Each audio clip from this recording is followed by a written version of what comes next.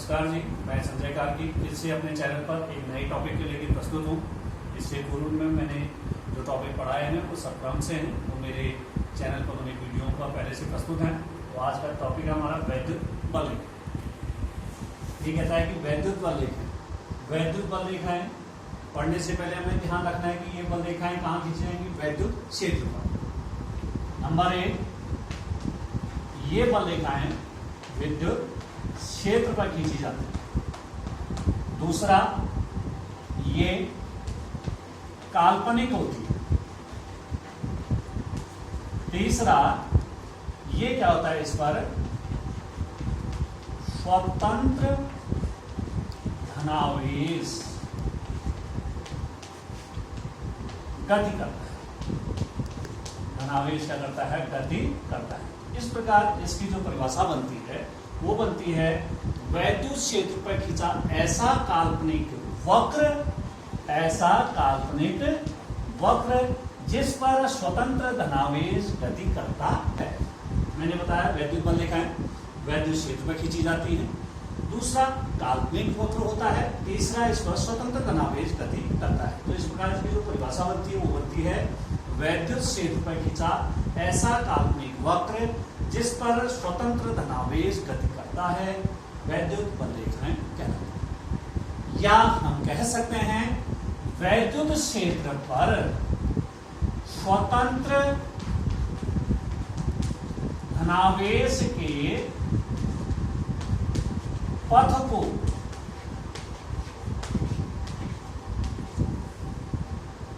पहले तो हमने कहा वैद्युत बल रेखा वैद्युत क्षेत्र पर खींचा ऐसा काल्पनिक वक्र जिस पर स्वतंत्र धनावेश गति करता है, वैद्युत बल रेखाएं कहलाती है। या वैद्युत क्षेत्र पर स्वतंत्र धनावेश के पथ को हम क्या कहते हैं, वैद्युत बल रेखा कहते हैं। अब इसके गुण, वैद्युत बल रेखाओं के गुणों में सबसे पहला गुण मैंने आपको बता दिया कि भाई ये क्या होती है, काल्पनिक होती है। मैंने कहा कि वैद्युत बल रेखाएं काल्पनिक है, काल्पनिक बल रेखाएं, तो काल्पनिक रेखाएं होती हैं, ये रेखाएं काल्पनिक होती हैं। दूसरा, हम ये कह सकते हैं कि वैद्युत बल रेखाएं धनावेश से आती हुई, ये धनावेश से आ रही हैं बाहर की ओर, तथा ऋणावेश की ओर जाती हुई प्रतीत होती हैं। ये काल्पनिक हैं, ये कल्पना की जाती है कि ये धनावेश से आती हुई तथा ऋणावेश की ओर जाती हुई प्रतीत होती हैं। तीसरा गुण हम इसका कह सकते हैं कि वैद्युत बल रेखा खुले वक्रों पर होती है। ये धनावेश से चलती हैं, ऋणावेश की ओर बढ़ती है। ये देख रहे हैं हम इसमें, जबकि हम मैग्नेट में कुछ और देखते हैं। मैग्नेट में भी इसमें देख रहे हैं कि हमारी जो बल रेखाएं हैं वो इधर से जा रही हैं, लौट नहीं रही हैं। ये इसलिए ये कहता है कि वैद्युत बल रेखाएं खुले वक्रों पर होती हैं। पहला, हम कह सकते हैं वैद्युत बल रेखाएं काल्पनिक रेखाएं होती हैं। दूसरे, वैद्युत बल रेखाएं धनावेश से आती हुई और ऋणावेश की ओर जाती हुई प्रतीत होती हैं। तीसरा, हम कह सकते हैं वैद्युत बल रेखाएं खुले वक्रों में होती हैं। खुले वक्र यूं जा रही हैं लेकिन लौट के नहीं आ रही, इधर को ही जा रही हैं सब। अगर ये लौट के आती तो क्या होती है, बंद होता। लौट के नहीं आती, ये क्या होती है, खुले वक्रों पर होती है। अगला गुण,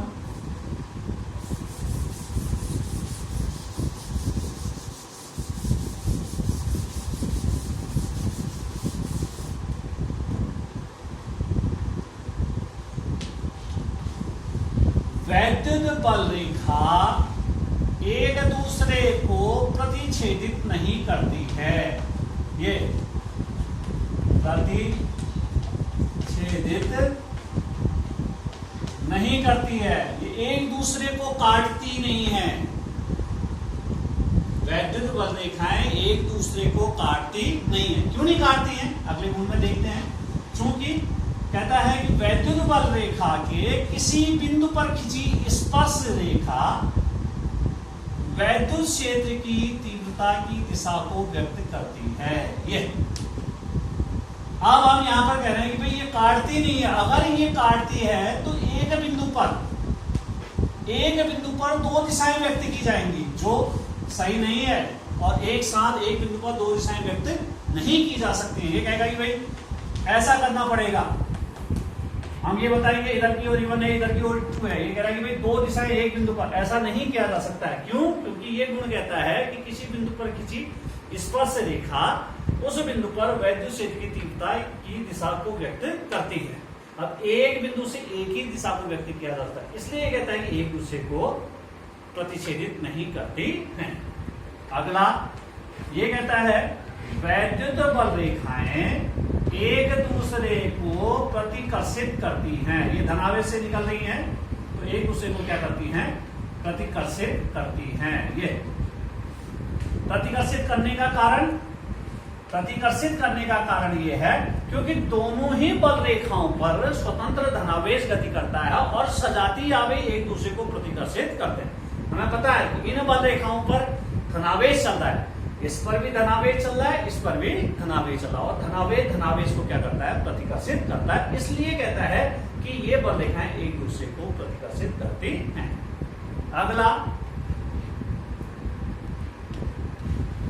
वैद्युत बल रेखाएं यदि एक दूसरे के समांतर हों ये तथा एक दूसरे से समान दूरी पर हों तो एक समान वैद्युत क्षेत्र को प्रदर्शित करती हैं। ये एक समान वैद्युत क्षेत्र। अगला गुण, यदि वैद्युत रेखाएं एक दूसरे के समांतर तथा एक दूसरे से समान दूरी पर स्थित हों तो एक समान वैद्युत क्षेत्र को प्रदर्शित करती है। अगला हम कह सकते हैं कि यदि बल रेखाएं एक दूसरे से असमान दूरी पर स्थित हों, ये वैद्युत बल रेखाएं हैं एक दूसरे से, ये ए दूरी है, बी दूरी है, तो ये असमान वैद्युत क्षेत्र को प्रदर्शित करती हैं। असमान वैद्युत क्षेत्र को प्रदर्शित करती हैं। अगला गुण ये कहता है कि वैद्युत बल रेखाएं समविभव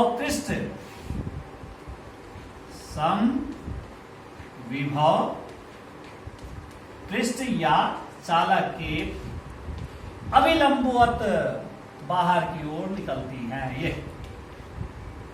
समविभव पृष्ठ की क्या होती है? अविलंबवत बाहर की ओर निकलती है।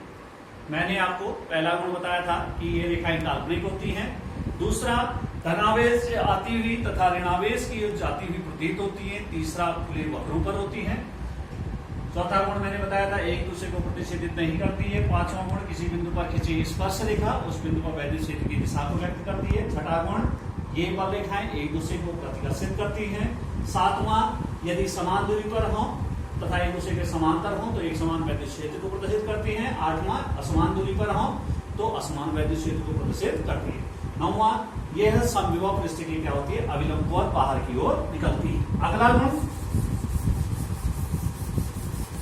वैद्युत बल रेखाएं चालक पृष्ठ को नहीं भेदती हैं। ये अगर ये चालक पृष्ठ है, ये हमने कहा कि भाई ये चालक पृष्ठ है और यहां से ये हमारी बल रेखाएं आ रही है तो ये यूं घूम के आगे की ओर निकल जाती हैं। ये कहता है कि वैद्युत बल रेखाएं चालक पृष्ठ को नहीं भेदती हैं। इसी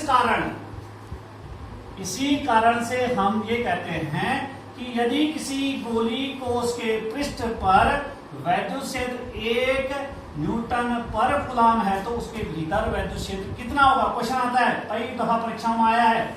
ये कहता है कि भाई बाहर E बराबर 1 न्यूटन पर कूलम है तो इसके भीतर वैद्युत क्षेत्र कितना होगा? ये चालक है, गोली चालक कोश है, गोली चालक कोश है। ये कहता है कि इसके पृष्ठ पर 1 न्यूटन पर कूलम का वैद्युत क्षेत्र है तो इसके भीतर वैद्युत क्षेत्र कितना होगा? हमने पढ़ा है इसका गुण कि चालक वैद्युत बल रेखाएं चालक पृष्ठ को नहीं भेदती हैं। तो भाई बल रेखाएं तो बाहर ही रह गई, इसके भीतर नहीं जाती हैं, तो वैद्युत क्षेत्र कितना होता है? 0 होता है। अगला गुण हम ये कह सकते हैं कि वैद्युत बल रेखाओं का पृष्ठ घनत्व वैद्युत क्षेत्र की तीव्रता को व्यक्त करता है। मतलब जितना घना होगा वहां पर उतना ही ज्यादा क्या होगा? वैद्युत क्षेत्र होगा।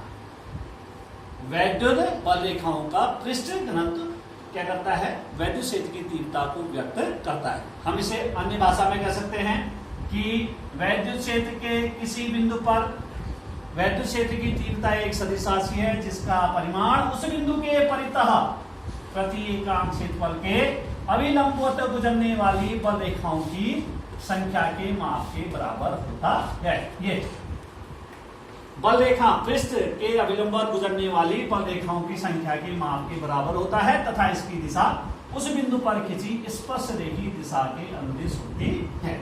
यहां पर मैंने कहा कि भाई वैद्युत बल रेखाओं का पृष्ठ घनत्व क्या करता है? वैद्युत क्षेत्र की तीव्रता को प्रदर्शित करता है। या हम क्या कह सकते हैं? किसी बिंदु पर वैद्युत क्षेत्र की तीव्रता एक सदिश राशि है जिसका परिमाण उस बिंदु के परितः प्रति एकांक क्षेत्रफल के अविलंबवत गुजरने वाली बल रेखाओं की संख्या के बराबर होता है तथा इसकी दिशा उस बिंदु पर खिंची स्पर्शरेखी दिशा के अनुदिश होती है। हम अगर गिनना चाहें तो हम कह सकते हैं 2, 3, 4, 5, 6, 7 न्यूटन पर कूलम यहाँ पर वैद्युत क्षेत्र को प्रदर्शित कर रहा है। ये कहता है कि पृष्ठ घनत्व, जो पृष्ठ घनत्व है वो क्या करता है? वैद्युत क्षेत्र की तीव्रता को व्यक्त करता है।